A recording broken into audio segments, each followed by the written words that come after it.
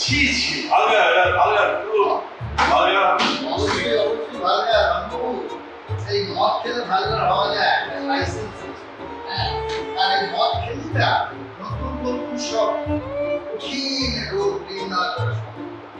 তা আমরা যখন শুক্রবার অপারেশন করি, অপারেশন হয়ে গেছে মাত্র তখন এই জিনিসটাকে স্পষ্ট করে দেখতে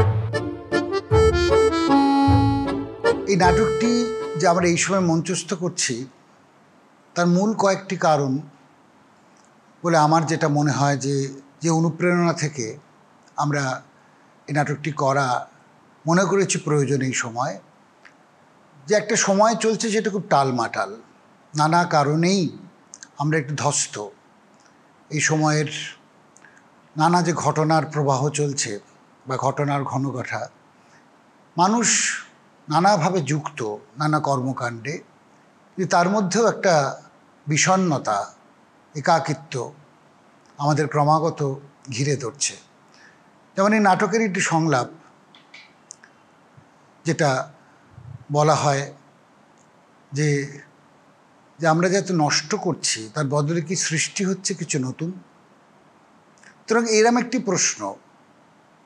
আমরা এটাও বলছি যে সৌন্দর্যকে পুড়িয়ে দিতে পারি কিন্তু নতুন কিছু সৃষ্টি করতে পারি না। তো এই সমস্ত মিলিয়ে তার সঙ্গে প্রকৃতির একটা ভয়ঙ্কর ধ্বংস উৎসব চলছে সারা পৃথিবী জুড়ে।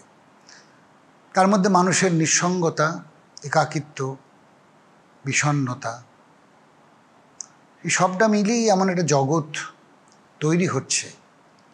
সেই জগৎটাকেই কোথাও আমরা ধরার চেষ্টা করছি সমসাময়িকে, এই সময়ের নিরিখে, এই সময়ের অনুষঙ্গে।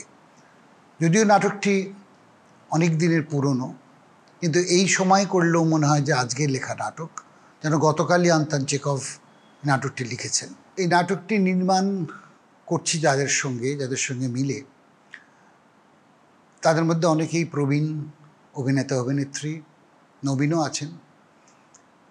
অন্যতম প্রবীণ এবং অভিজ্ঞ অভিনেতা দেবশঙ্কর হালদার, বিশ্বজিৎ চক্রবর্তী, বিদীপ্তা চক্রবর্তী, অসীম রায়চৌধুরী, কৃষ্ণা দত্ত এবং নবীনা আনন্দরূপা চক্রবর্তী নেপথ্যে কাজ করেছেন।